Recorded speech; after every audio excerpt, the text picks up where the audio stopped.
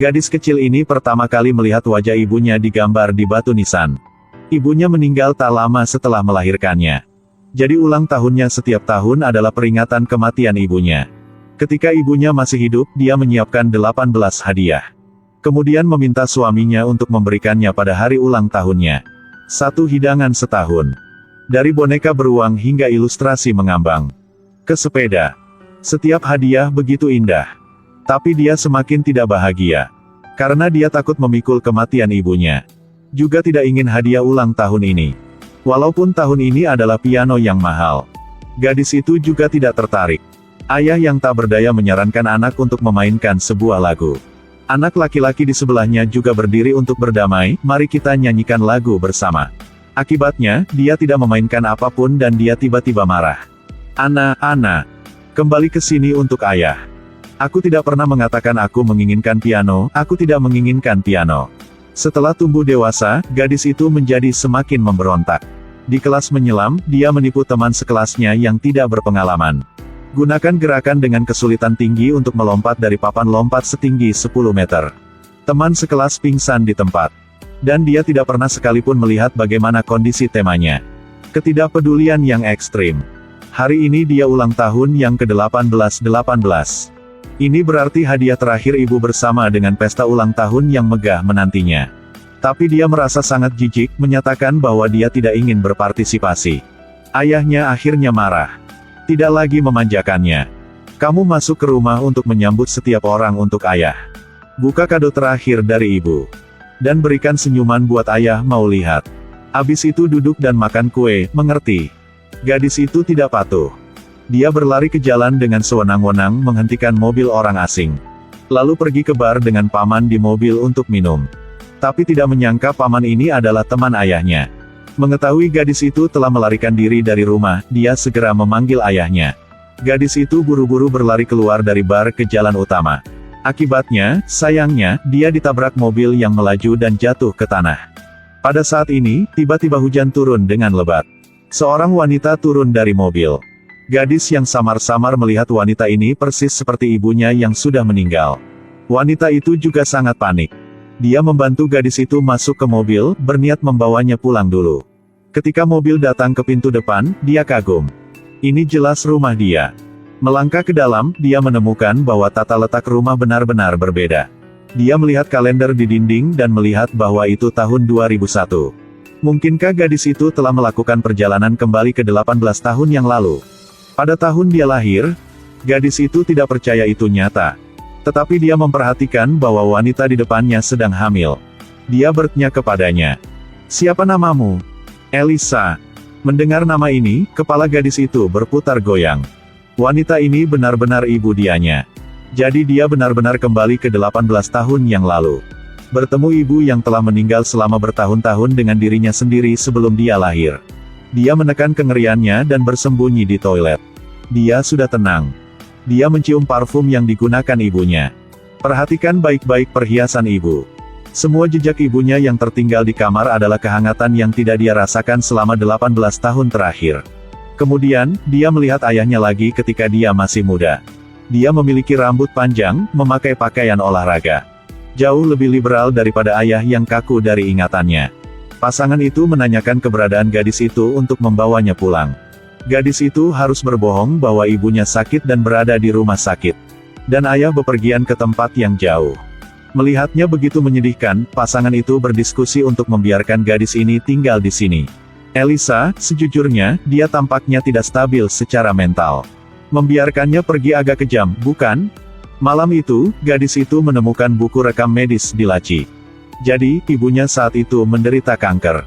Tapi dia ingin menyembunyikan suaminya untuk sementara. Karena suaminya adalah seorang pelatih sepak bola, ada pertandingan penting untuk pergi ke luar negeri. Dia tidak ingin mengganggunya. Sang ayah harus meminta dia untuk tinggal selama beberapa hari untuk membantunya merawat istrinya.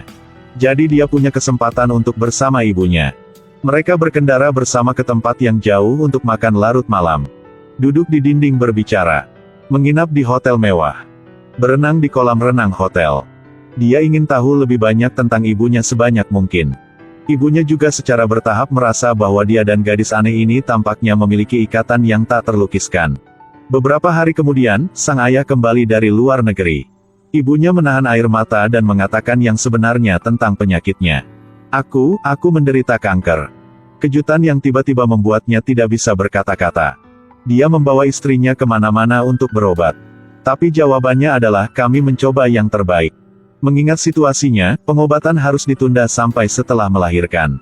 Kecuali jika Anda memutuskan untuk meninggalkan bayi di perut istrinya. Apakah kamu mengatakan untuk memilih yang selamat antara istriku dan putriku?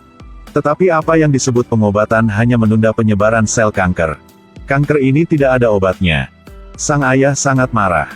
Dia menantang meminta untuk mengganti dokter. Sebaliknya, istri sudah tidak berpikir apa lagi. Dia tahu dia tidak punya banyak waktu lagi. Dia berencana untuk menyiapkan 18 hadiah ulang tahun untuk putrinya yang belum lahir. Dan biarkan gadis itu memilih untuk membantunya. Ibu menyukai piano di toko alat musik. Tapi gadis itu buru-buru menasihatinya kembali. Dia bilang sangat sulit untuk berlatih bermain piano. Beri aku masa kecil yang bahagia. Set drum ini jauh lebih menyenangkan. Dia berpikir sejenak dan kemudian setuju untuk mengubahnya menjadi drum set. Ini membuat gadis itu sangat senang. Dia selalu berpikir bahwa dia akan bisa tinggal bersama ibunya sampai akhir. Tapi hari itu, dia membuka pintu kamarnya. Lihat ke dalam berubah menjadi rumah sakit. Melihat dirinya berbaring di ranjang rumah sakit. Seluruh tubuh penuh dengan pipa. Melihat ayahnya 18 tahun kemudian, dia sangat khawatir dan bertanya kepada dokter bagaimana keadaannya. Jadi, kecelakaan itu baru saja mengirimkan kesadarannya keluar angkasa. Dan begitu dia bangun dalam kenyataan, dia tidak akan bisa melihat ibunya lagi. Gadis itu buru-buru membuka pintu kamar. Dia berlari ke ibunya dan memeluknya. Dia sepertinya merasakan bahwa gadis itu akan pergi. Jadi dia memutuskan untuk mengajarinya hidangan. Ibunya berpegangan tangan mengajari putrinya membuat makanan ringan. Ambil apel yang dipotong, oleskan lapisan tepung di atasnya. Kemudian masukkan ke dalam wajan berisi minyak dan goreng sampai berwarna keemasan. Pai apel yang renyah dan manis sudah jadi. Gadis itu merasakan kehangatan yang belum pernah terjadi sebelumnya di pelukan ibunya. Suaminya mengatur upacara pernikahan untuknya. Tapi setelah bernyanyi dan tertawa, kondisinya menjadi buruk. Ibu tidak berhenti batuk di toilet. Bahkan batuk darah yang mewarnai gaun pengantin menjadi merah. Dia telah datang ke saat kematiannya. Sejauh ini 18 hadiah hilang, yang terakhir belum siap. Pada akhirnya, apa yang harus dia berikan? Pada akhirnya dia memilih gaun biru tua yang panjang. Ini menyiratkan bahwa anak akan bermartabat dan cantik setelah dia dewasa. Tapi gadis itu berkata, gaya berpakaian ini sudah ketinggalan zaman 18 tahun kemudian. Putrimu tidak akan menyukainya. Dia bertanya, bagaimana kamu tahu? Karena aku adalah putrimu. Itu tidak lucu. Tapi memikirkannya dengan hati-hati, gadis itu muncul entah kenapa. Bersama dengan manifestasinya baru-baru ini. Kalau dipikir-pikir, dia terkejut. Keterikatan darah dan daging di dalam tubuh juga sepertinya memberitahunya bahwa gadis di depannya ini adalah putrinya. Sebelum dia bisa mengatakan beberapa kata, dia pingsan. Dia dibawa ke ambulans oleh tim darurat.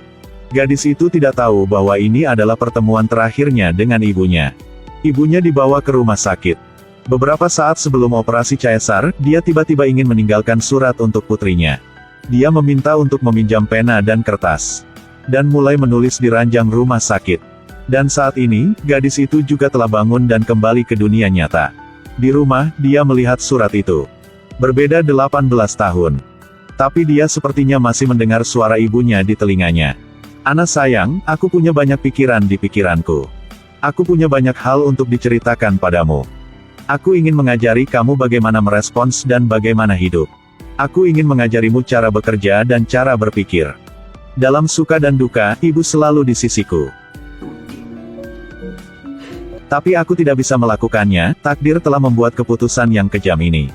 Dia berharap putrinya tidak membencinya. 18 tahun, 18 hadiah ulang tahun. Tidak semua hadiah cocok untuk anaknya. Tapi setiap hadiah adalah ibu ingin meninggalkan jejak di kehidupan anaknya. Akhirnya, dengan suara kelahiran seorang bayi, seorang putri yang sehat lahir ke dunia ini. Dan sang ibu tersenyum hingga akhir hayatnya.